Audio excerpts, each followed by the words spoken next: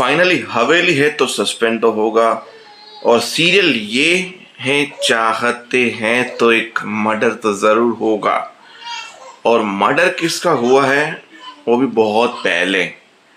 तो हवेली की बात करूँ तो जहाँ पे मैं वो जो काम वाली है जिसका नाम स्वाति है, वो स्वाति बोलती है कि मैडम के मरने के बाद ये सब कुछ यहाँ पे ऐसा ही का ऐसा ही है, कुछ यहाँ पे है ऐसा।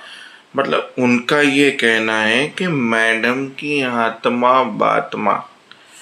फिर हमारी काशवी ने प्रद्युम्न से पूछा कि तुम्हारी बीवी के बारे में तुम कुछ बताओ। बोला वो उसके बारे में मैं कुछ ना बात करें, हम तो सही हैं, पास्ट को पास्ट रहने दे तो सही है।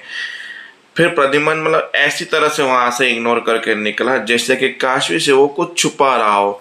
और ये बात अर्जुन ने सुन ली। अर्जुन ने बोला जरूर इसकी बीवी जो मरी है उसमें ये हवेली और इसमें कुछ एक राज है जो प्रद्युम्न बताना नहीं चाहता, क्योंकि अब काशी को भी शक है। तो अब क्या राज है और ये जबरदस्ती की प्रद्युम्न की स्टोरी जो बीच में डालना चाहते हैं ये लोग, कोई बात नहीं, हम इंटरेस्ट लेके देख लेंगे।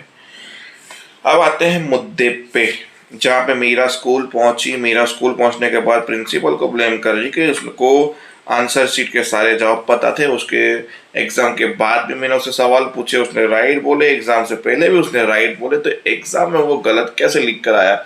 मतलब आप स्कूल पे हम ब्लेम करिए। बोला नहीं, किसी ने छेड़छाड़ की है, जरा मुझे उसकी आंसर शीट देना। आंसर शीट देखी, बोला सारे आंसर गलत है। बोला अभी भी आप स्कूल को ब्लेम करोगे।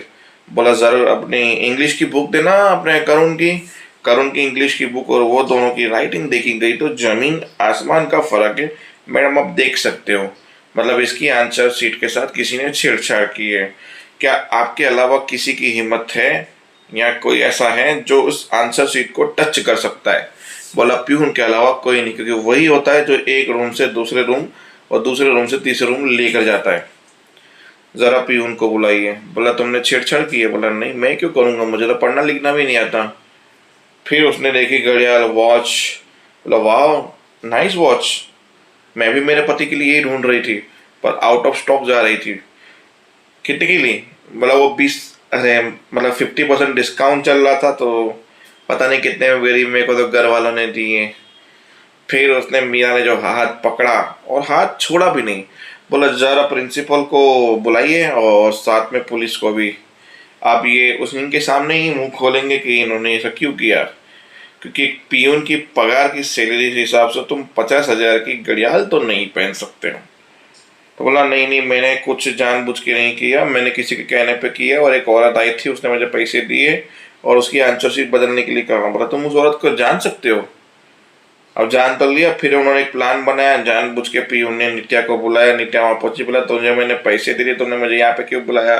बोला था ना काम खत्म होने के बाद तुम मुझे फोन नहीं करोगे। बोला मैडम स्कूल वालों को शक हो चुका है। बोला कैसे शक हो चुका, किसको शक हो चुका है, बताओ क्या हुआ है, कौन सा कांड कर दिया है तुमने। पैसे बातें कर रहे थे। बोला मैंने तुझे पैसे दिए, मुंह बंद कर, कुछ और पैसे चाहिए तो बता दे, अपना मुंह मत खोलना। पर यूं देखा था सामने प्रिंसिपल मैडम और मीरा।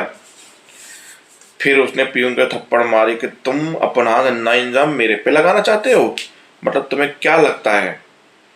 फिर बोला बस करो नाटक। फिर नित्या ने बोला ये मुझे आज की लड़की आई हुई एक्सपोज करना चाहती है, पर अभी मैं एक्सपोज तो हो चुकी हूँ, अब मुझे कोई नाटक करने पड़ेंगे। फिर वो रोना धोना शुरू, मैं जलन करती थी, तुम करुण को अपने पास रखती थी, करुण तुम्हारा होता जा रहा था, ये वो, सॉरी मुझे माफ कर दो।